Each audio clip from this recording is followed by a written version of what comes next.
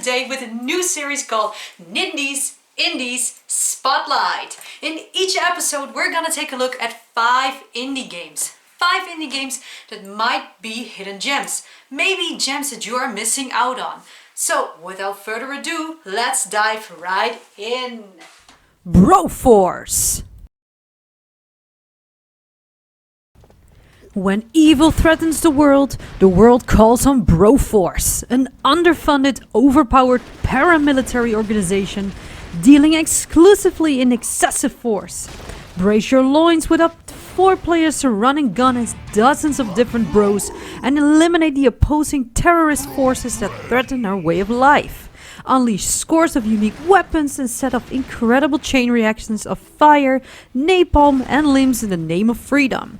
Fully destructible everything, online and local multiplayer for up to 4 players, campaign co-op and deathmatch modes, explosion runs, horde mode and suicide mode, level editor and level sharing, new missions and bros every month. Come on, this is such a great game.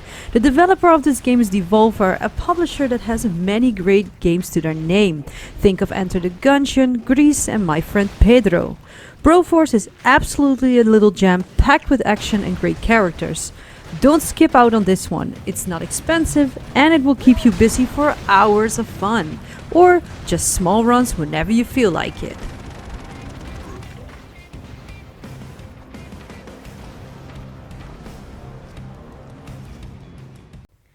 Death Road to Canada! Death Road to Canada is a randomly generated road trip action RPG. You have to manage a car full of jerks as they explore cities, find weird people, and face up to 500 zombies at once. Everything is randomized in this game. Locations, events, survival personalities. There is a different story every time you play. Find special events, rare encounters, and unique recruits.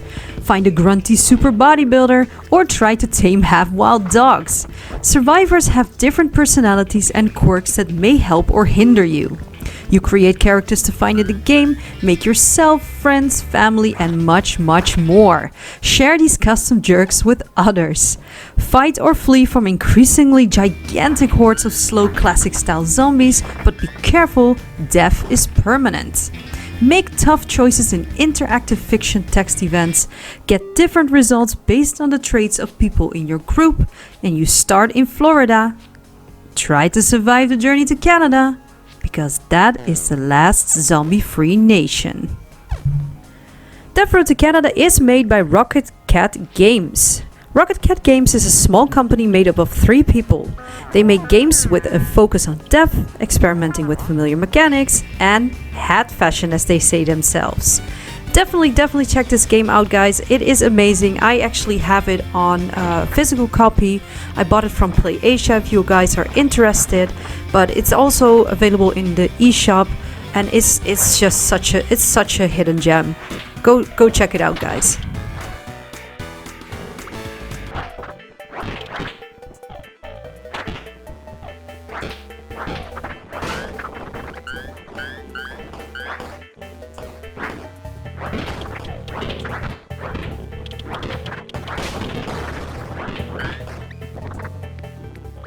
Serial Cleaner.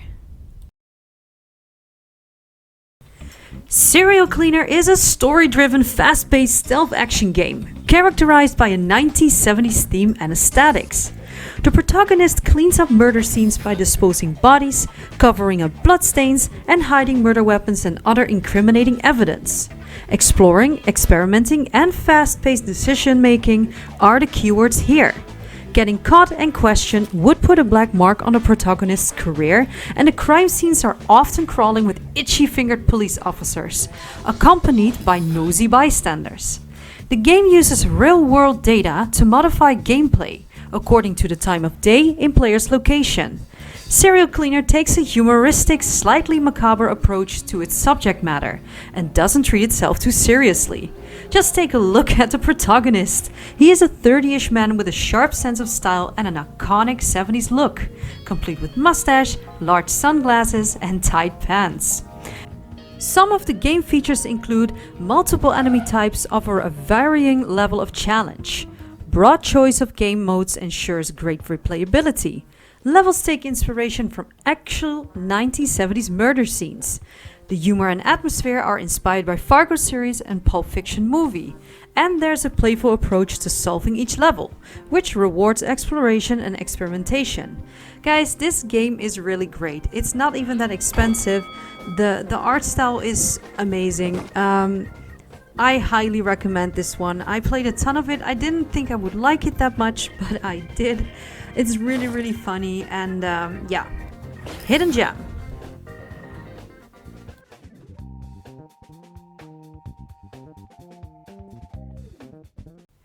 To the Moon.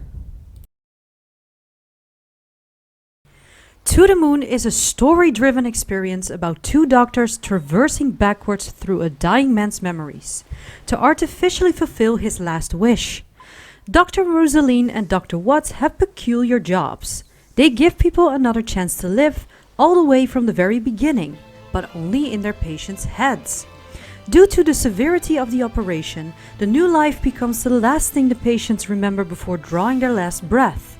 Thus, the operation is only done to people on their deathbeds, to fulfill what they wish they had done with their lives, but didn't. This particular story follows their attempt to fulfill the dream of an elderly man named Johnny. With each step back in time, a new fragment of Johnny's past is revealed. As the two doctors piece together the puzzled events that spanned a lifetime, they seek to find out just why the frail old man chose his dying wish to be what it is. And Johnny's last wish is, of course, to go to the moon. Some of the key features of this game is a unique and non-combat story-driven experience. Innovative mix between adventure game elements and classic RPG aesthetics. Acclaimed original soundtrack that closely ties to the story, and an espresso execution with zero filler and no time drains. In my honest opinion, this game is really, really fantastic. The graphics are amazing. The story is so well done and so deep. Sometimes it's a little bit slow paced, but that doesn't matter because you can really enjoy the environment you are in.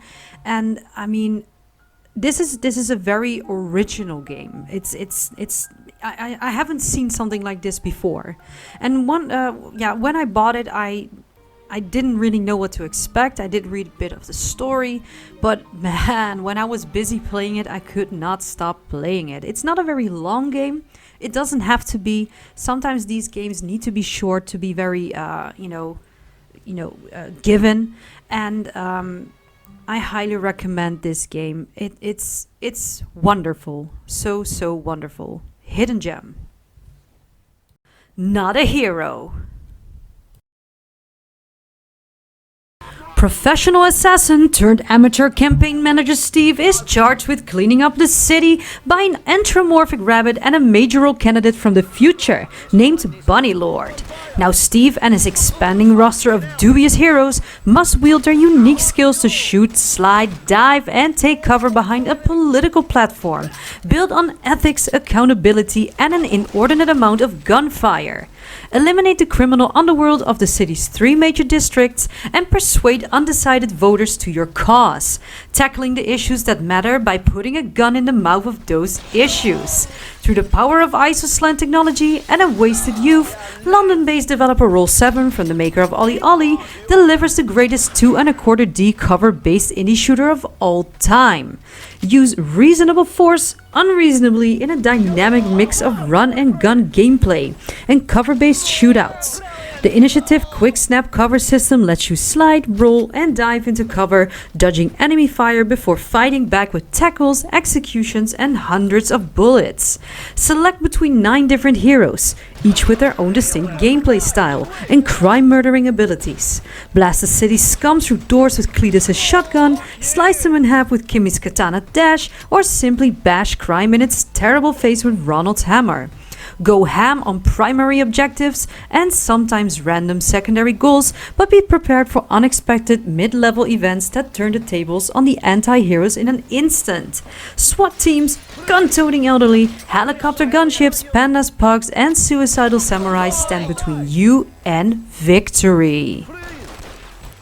This game is an absolute blast. You can play this for the long run, you can play this in short hauls. It's so funny and great.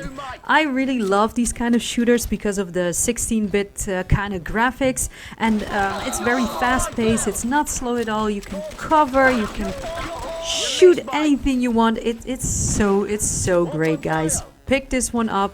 I'm not even gonna say hidden gem because I do think that this game is a bit more known, I think. And on the Switch it's the snazzy edition, so you get like all the DLCs included. It's awesome. These were the 5 games of this episode. I truly hope you enjoyed what I showed you. Please let me know in the comment section which game was your favorite, which game you are probably gonna pick up after watching this video. And please subscribe to the channel, leave a like on this video if you want to, of course, if you enjoyed my content. And also, don't forget that notification bell. And I see you guys in the next episode of Nindies Indies Spotlight. Queen Puff Gaming, out! You sure we got the clue how that this we go, don't you know, no more art. And as I look to the horizon